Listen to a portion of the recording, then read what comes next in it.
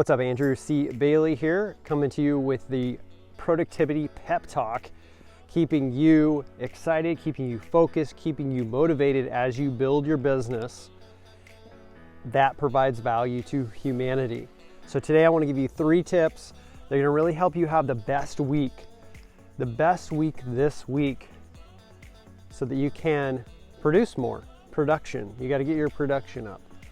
Not do busy work anymore. This is the first one. Stop the busy work. Okay, so if you're just building your business, here's what I found out. When you're in startup mode, if that's where you are, maybe you're not in startup mode, maybe you're far down the line, maybe you're making 100 grand per month, this may not apply to you, or it may jog some fun memories for you of the past. Busy work. Stuff that's not even important must come off the plate. It's got to come off the plate. Get anything that you perceive that doesn't actually, I don't like this metaphor, but move the needle in your business. Get everything off your plate that you shouldn't be doing, or that you're just doing because you think you need to do it, or you're doing it because you're just distracting yourself from doing the thing that actually produces the results. So let me give you a story for this. I was coaching several people. This is when I was kind of transitioning from like dating into, and the sun's out. Yay! I'm walking towards the sun. I noticed that I was coaching people and they needed to make some sales. And I did an inventory. I tracked everything that I had them track everything that they were doing every single day on a sheet of paper. And at the end of the week, they showed me what they got done. And just doing that alone will change your entire life. Just tracking and becoming consciously aware of the activities that you're spending your time on. What are you investing time on? So my clients were looking at these sheets and they were blown away. They were just transforming their behavior just based upon seeing that they were doing bullshit, seeing that they were doing things that didn't move the needle, doing things that, made them feel like they were making progress, but really weren't ringing the cash register, weren't things that created that impact, that heart-centered impact, where you're actually contributing to people's lives and getting paid for it at the same time. It's a great thing. So get rid of the busy stuff. Get it off your plate. There was a book that I was reading when I was traveling in San Diego, and I went to this library, and it was this one on work performance by Morton is the guy's name, last name, the author, but he surveyed 5,000 people, high-performing people, and he found out that there was a principle that they were doing that the low performers weren't doing. Here's that principle. Do less and obsess on the things that matter. Do less and obsess on just a few things that matter. Few things that, again, move the needle. Doing the time tracking is what it's called. Just figuring out, what am I doing every single second of every day? No, not every single second, but you just start measuring, what are you doing every half hour, or whatever you're doing, whatever you are doing every hour. Nature's taking me away. When I get out in nature, I'm just like,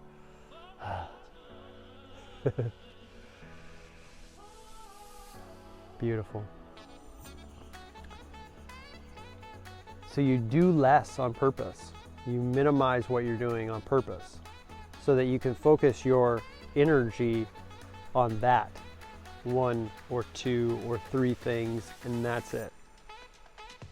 Do less, and the things that you do, obsess about them. All that means is be laser focused on them. The stuff that rings the cash register, the stuff that helps you get the money, bring in the money, bring in the clients that you want to help, sell the course, whatever. What are those few key drivers in your business. I guarantee you're wasting at least an hour a day. Some people waste the whole day. I used to waste the whole day. Get to the end of the day, wonder what I got done. Nothing. It's because I'm not focused, or I wasn't focused on the things that move the needle in the business. So what are your needle movers? I so don't resonate with that metaphor. I use it sometimes in copy though, because some people like it. And the entrepreneur community is kind of used to that metaphor. But what are those few things is the point? Is it doing an offer? Because when I was looking at my clients and they were doing their timesheet, which I call Power Conscious Living Sheet, they weren't focused on the offer. They're focused on building their logo or building their website or building, something that had nothing to do with them actually getting the result. Like, yes, maybe long term, but like, what are those immediate things that will help you get the result that you want? So the first thing is don't stop doing the busy work stuff and really do less. And the stuff that is the needle movers, focus on that. So for my clients, I got them focusing on offers. You get to have an irresistible offer. Something that somebody's like, oh man, I gotta have that. There's some mushrooms. Stuff that they're like, man, I gotta have that.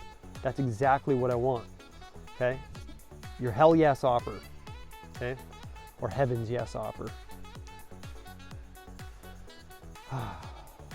Busy work will just strip you of all your energy, all of it. And of course, as you add people to your team, now you can get them focusing on other things and they can obsess about those other things, or they can laser focus on those things. And you can focus on the things that you're good at. Do less and obsess with the things that are the needle movers. That's number one. Number two, to have a great week, determine your outcomes. What are my outcomes this week? What are my must outcomes? What things would I like, at the end of this week, what would I, looking back on this week, what would I have liked to achieve? So you get out a journal, answer that question, and that'll give you what your outcomes are. So this is kind of like a future projection, kind of using your imagination. At the end of this week, what would I have liked to achieve? What would I like to have achieved? Or made considerable progress on, because sometimes you're doing a project and that project takes a lot longer than just 1 week. Looking back, what would I have liked to achieve, or what would I be proud that I achieved? Okay. Determine your outcomes. Why? Because clarity is power. Clarity is power. You want clarity on, hey dude, if I'm moving forward in this business and I'm really going to create this lifestyle that I'm dreaming, like almost everybody is actually after a lifestyle. They want to upgrade, they want to transition from this lifestyle that they're currently in. Most people aren't satisfied with that, and get over here to a different lifestyle, right? That's why you're building your business. Maybe this lifestyle right here has a new home, or maybe it has a new baby, or maybe it has, $1 million in the bank, or 5 million in the bank, or whatever.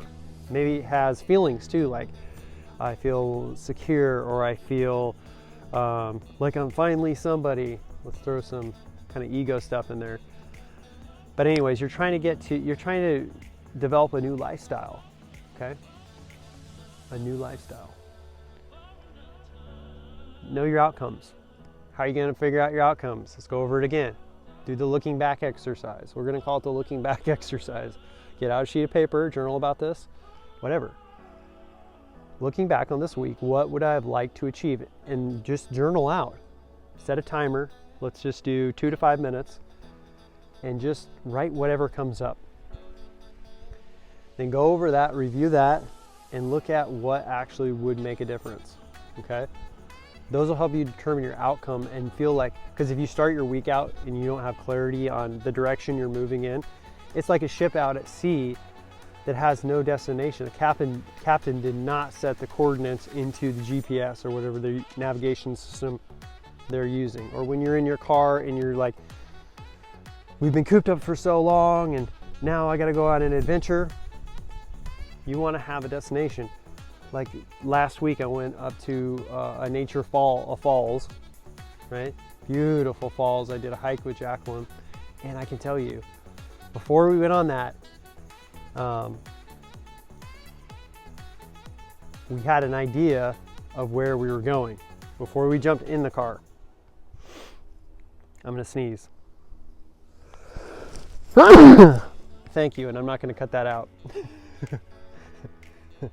Okay, so the first thing we got is get rid of the busy stuff off your plate, because you're doing things that are sucking your time, they're not ringing the cash register, and you're not helping anybody. And some of the activities that you may focus on now will be different in a different stage of your growth in your business. That's a huge thing I learned. Okay, the second thing, we talked about getting your outcomes so you can have clarity. How are you going to do that? Looking back exercise. Looking back on this week, what could I be proud of? Looking back on this week, if I achieved $5,000, what would it be the activities that I would focus on? You can do something, power question like that too. The third thing is step into a new identity. Okay. Now, if you're spiritually awoken, you already know that you're infinite consciousness.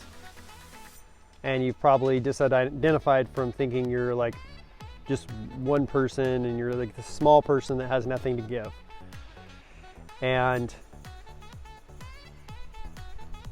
once you realize that you're infinite consciousness, you can then play roles if you want in your business. You can be like, when I step in my business, this is who I am. And you can give yourself like a code name, fun code name. You can put on a certain jacket or dress or whatever you fancy, and step into that ultimate version of yourself, the version that gets the results with ease, with flow, with grace. A person that builds their business in the super flow, not the super stress. Your results will come down usually to who you're being, the place that you're coming from. Change the place where you're coming from. Or you could say, who am I being when I build my business? Like, am I being somebody that has so much doubt? I can't do it. I've never done it before. I've tried for years and nothing's worked. Are you being that person, right? The hard done by person? Or are you going to step into something new right now by asking yourself this question: who is my ultimate self? If I was my ultimate self, how would I run this business? What actions would I take? How would I stand? How would I breathe? What would I be thinking? Who would I be contacting during the day? How would I show up on, let's say, a sales call? How would I show up on a webinar? How would I show up on a Facebook Live? How would I show up on YouTube or whatever social platform, whatever it is? How would you show up? Who would you be? Who are you going to step into this week when you build your business? And you can play around with any identity that you want. Like when you get off of building your business, and let's say it's date night.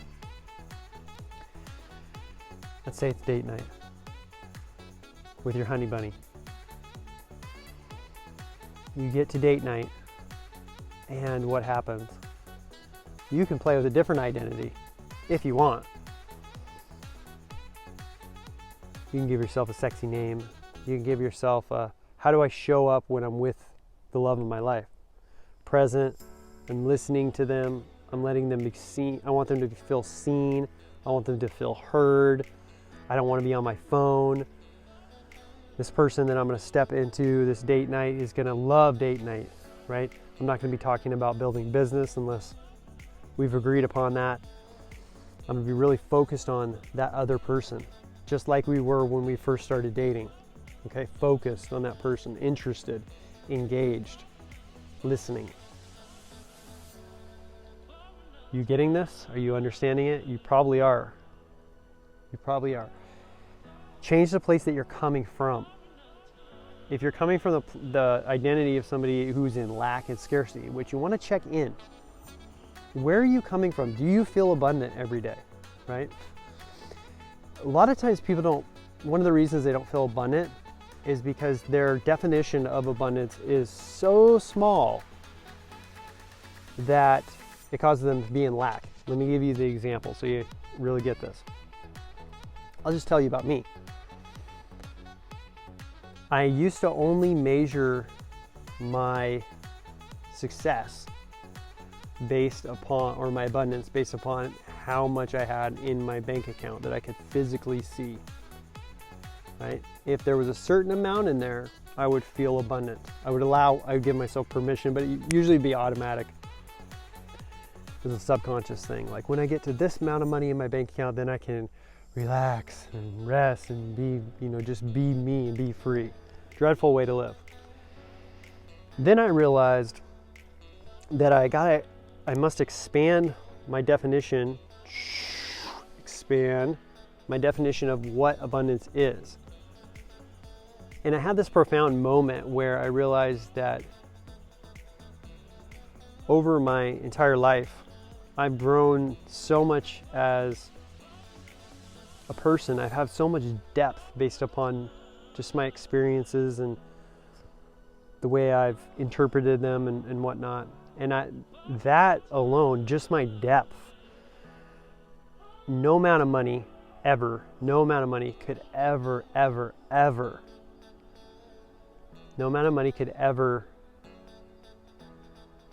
take that away from me.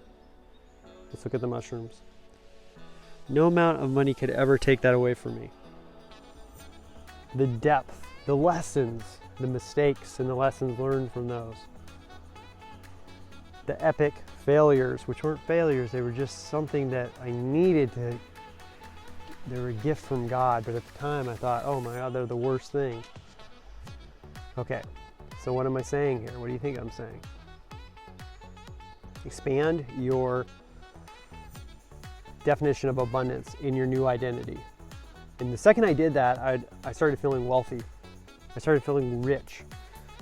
Because another thing is, like, what if you counted your abundance in your new identity, the person you decide to show up as okay, I'm going to include, I have an infinite amount of nature, maybe not infinite, but all these beautiful beings. These are beings. Okay? These are beings. Amazing beings. They're all around. They're my friends. And feel that abundance. Start taking your small definition of abundance, which is programmed into your mind from society, from movies, from your family, from God knows where, and not necessarily like maliciously or anything like that, like negative intent. Some probably. But expand it in your new identity. Feel that abundance. So you're coming from a person who feels abundance. That's one way you can do it. So that's all I'm going to say. 20 minutes was max on this one. Let's do a review. See if I can remember them. Number one,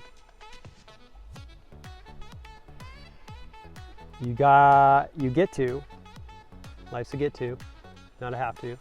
You get to focus on less stuff that actually moves the needle in your business, moves the needle in your business, and produces the result that you want. Okay, that you have time suckers, time wasters right now. How do you identify them? Get a sheet. Power of Conscious Living sheet is what I call it. I didn't say that earlier. It's a time tracking sheet. If you want that sheet, by the way, comment below and I can send it to you. Simple sheet. Anybody can do it. So the second thing is, after you just decide to, I'm going to focus, I'm going to know my outcomes. And I'm going to do that looking back exercise where when I look back on this week and I created $5,000, I created $10,000, whatever it is for you, what were the things I focused on? And that'll start to help you determine what are your outcomes, what you'd like to achieve this week. It'll help you gain clarity. And then the next one is stepping into a new identity. And you can do that in different categories in life. I'm talking mainly in building business and being productive. Choose an identity that's a productive person. Choose an identity of a person that's moving through things that you used to call obstacles, but you now choose to call them learning lessons. And they're your friend because they help you expand, they help you grow, and that's part of who you are. You're a person that shows up for your business on time. You're a person that's organized. You're a person that focuses on the things, like just like my clients, I made them focus on the offer. Focus on the offer, okay? Get that offer so sexy. You're so sold on it. You want to get it out into the world. And then when you come into that place, you're like, man, I'm going to get this out. I'm going to get this out to the world. And you want to. It gives you that drive. That's all. That's all today. Hey, I've got the, also want to mention 8-week winning streak. Hold on a second. The best program I've ever created. 8-week winning streak. It's a group team program. It's made for productivity. It's made to help you take your number one most profitable business goal, to start it on day one, which is June 1st, and then go for 8 weeks and have it done by the end of 8 weeks. We're starting June 1st. If you'd like to know more information about that, you can go to the events section. I just posted under the events of this group event that we're starting off. It's a virtual kickoff party. It's gonna be wild. It's gonna be a great time. The test program for this was unbelievable. Okay, the results that the ladies got and I got was insane. You get me as a coach, by the way, and you get a group of women entrepreneurs who are going after it, going after their number one most profitable business goal. I hear dogs in the background. And basically what happened with me is I set a goal musically. I was like, man, I'm gonna set a business goal that actually has to do with my music that I've been neglecting, because when I do my music, I feel filled up. And then when I go to build everything else, everything's better. So it's like my foundation. And I went from like having 2 or 3 songs, rough draft of songs, all the way to writing all 17 songs for an album. My goal was to get the rough draft studio ready, and I got that.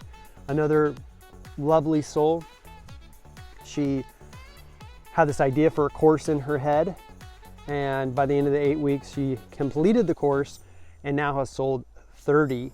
According to her, she sent me a lovely testimonial, said she had 30 signups. And I'm like, 30 signups? That's unbelievable. We went from 0 to 30.